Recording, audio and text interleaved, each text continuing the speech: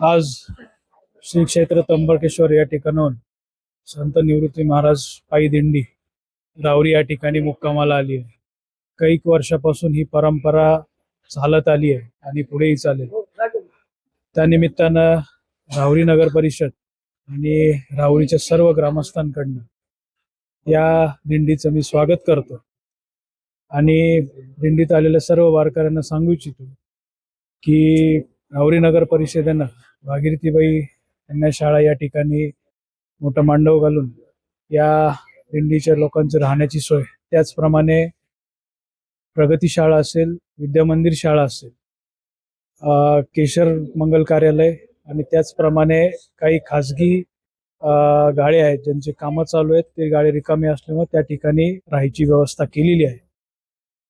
आयोजकांकडनं सगळ्या टॉयलेटची व्यवस्था असेल किंवा रावरी नगर परिषद आणि इतर काही संस्था यांच्याकडनं वैद्यकीय सेवा या ठिकाणी पुरवली जाते. मी आपल्या सर्वांना सांगू इच्छितो की या दिंडीचं सर्व जेवणाची सोय सर्व नागरिकांच्या वतीनं मिळून केली जाते.